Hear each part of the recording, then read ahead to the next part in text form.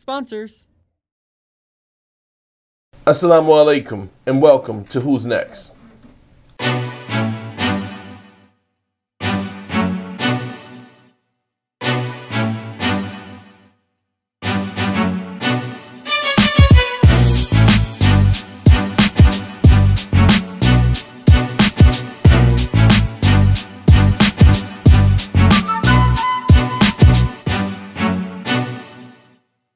All right, and welcome back. This is your host today, or one of three hosts, Naeem Muhammad, and to my left or right. You the host, we the sidekicks. That's cool. That's true. I'm comfortable with my role.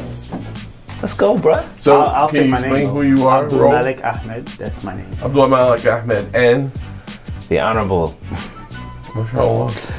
I can't even come up with any more words. Joshua Saddam. All was going on in the courts this week. Yes, You yes. thought that you'd go with the Honorable. Makes me wish I went into law. Yeah, that's Maybe. true. Good.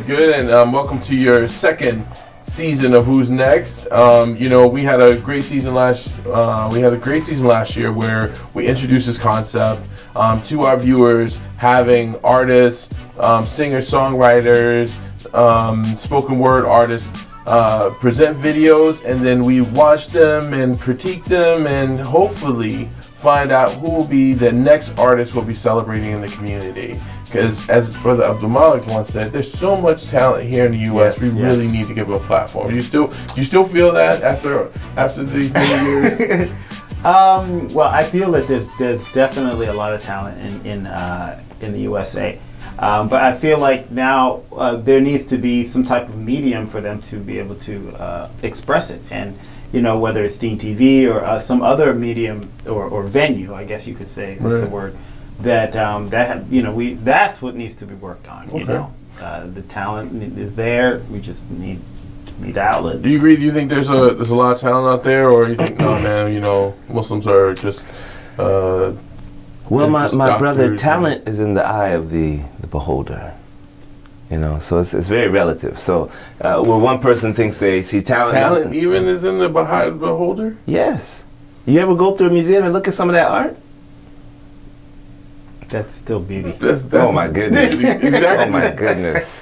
Anyway, so wait a minute. That's a very. I mean, we could have a long debate on that versus beauty versus talent. But okay. Yeah, I do. So I think, but I just want to say something because you brought up a point that how difficult it is to be willing to record your prized possession and put it out there for the world. Right. It's one thing going to your masjid and saying, we need somebody to perform at the dinner next week, and people, that's enough pressure enough, right?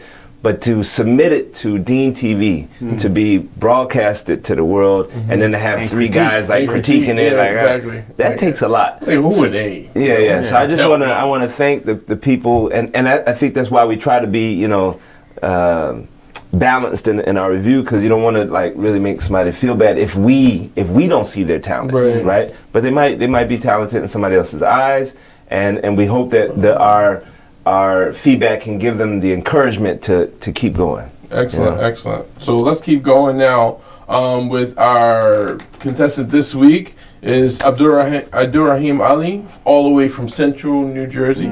Central New Jersey. He's 28 years old, and here's how he described his work. He said, "What inspired me to write this song was my time in the hospital. Alone after finding out my kidney had crashed for the second time. This song details the feeling and growth experience when what you fear comes to pass." It's like rhyming already. You see that you're still standing and Allah is there on the other side of what you fear. It is about the journey to trusting in Allah when things are not so well, and trusting is the pain Allah has for you. What? Trusting is the pain. It's the plan. Sorry. I know, small screen. Okay. Trusting is the plan that Allah has for you. You know what that makes me think of? Your verse in Pray Before You Prayed on, talking about being in the hospital and your boy's taking the knee. Let's see if he does that. This brother, we might know this brother. Okay, let's see. Let's see. Let's see. And okay, yes, let's see. Let's go. No, and what? I still can pause.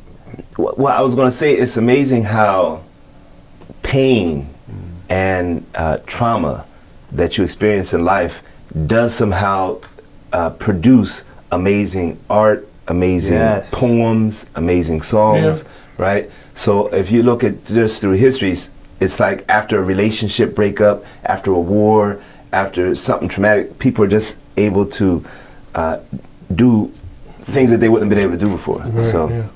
And let's get into it. Staring into the fear, I noticed you were there. Ya Qawi, you strengthened me more than ever. Without you I would not weather. Staring into the loneliness, indeed I found your companionship. A love like no other, far superior to all others. So I thank you, Rab, for all the time you never gave up on me. So I thank you, Rab, for all the times you guided me through hardship and ease. So I thank you, Rab, for all the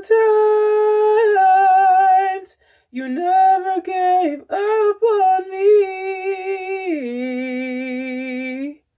So I thank you, Rab, for all the times you guided me through hardship and ease. I had to thank you. Contemplating the strain of decree, I must admit I've wondered why me, because I never considered myself one of the strong, just a simple servant here, stumbling along. But Ya Rab, you see what we are to be. Then you craft a test so lovingly. So I thank you, Rab, for all the times you never gave up on me.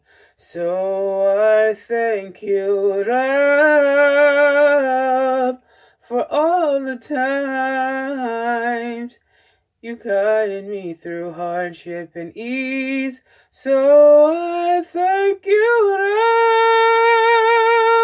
for all the times you never gave up on me.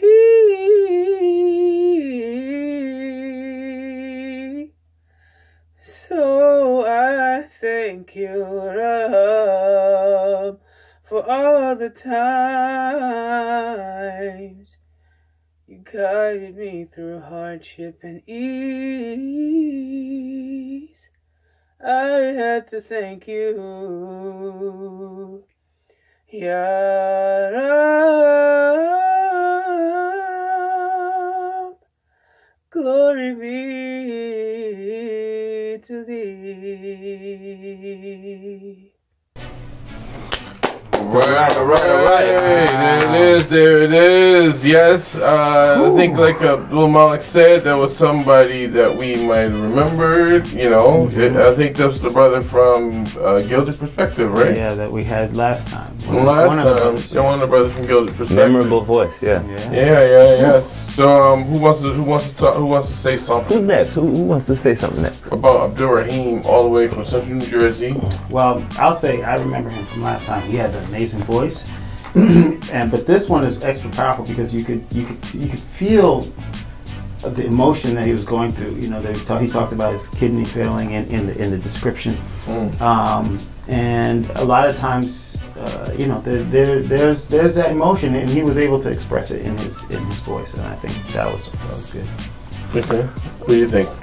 Well, okay, so I'll start there with the spiritual thing, then I'm gonna go technical. Okay. So, in addition to, you know, when I said trauma and hardship kind of creates beautiful art sometimes, it also creates a certain amount of gratitude, right? So it's like when you have a near-death experience, you just become more grateful at times. I mean, you could also become angry, but you become more grateful than somebody who hasn't gone through that life-changing experience. I hear the gratitude in his song and his lyrics, and in his, you can see it. I feel like you can see it in him. So that does a lot when you're performing, right? Now on the technical side, I like his range. I like how he goes, you know, down sometimes, and it goes up sometimes, and I think he hits the notes pretty comfortably. Yeah. You know, it's not like, good falsetto. It's not like, oh, he's gonna mess up. You know, he hits it comfortably. So I really like that, and the emotion that he does, like Abdul Malik said.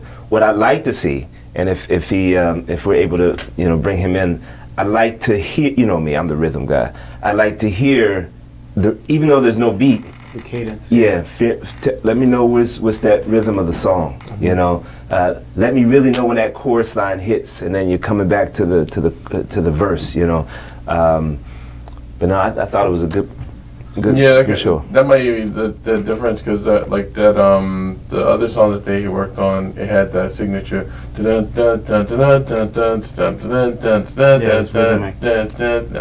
about the first? In this heart of mine, I dig deep, and this I'll find, that my Lord buried jewels. So very distinctive rhythm, Yeah, so I think that, I mean, and then, I don't need it that upbeat, but I'm just saying. No, but okay. So what are some things I'm thinking? One, like, I agree that his vocal performance was pretty good. It was pretty spot on. There weren't any like points where he said, "Oh man, I wish you would have really done that note over," or anything like that. So I think that was good.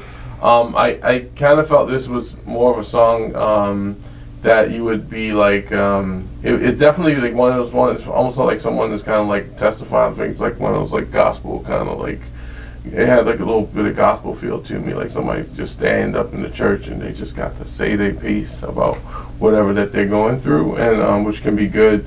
I like the what church you been going to? I have something to tell the audience. The Church of Adams. It's like Sugarland Valley. No. So anyway. But I mean, I guess my only critique again, like the I don't know. I did need some more to keep me kind of engaged a little bit. I mean, at least for me, and I think maybe the music could do it when I'm listening or something like that. To kind of. I was engaged. I was engaged. It's not that it was not that I wasn't engaged. Now I'm just saying, for me, to be kind of like to hook me in. Like, I think if he did that live for me, I think I would be like, oh, because he would create a moment in a room.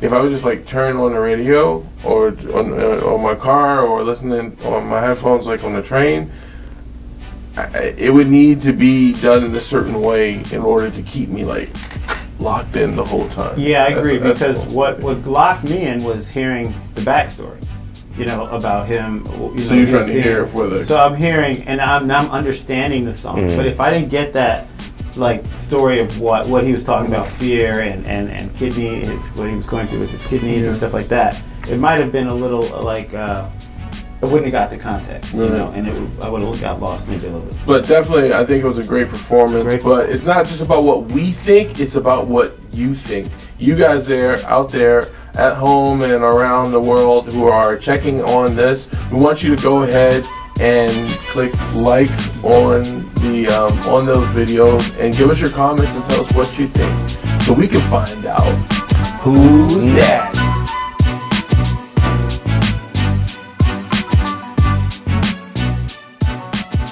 This DeenTV video was made possible in part by Penny Appeal USA, Small Change, Big Difference, and by Recycle Processes Incorporated.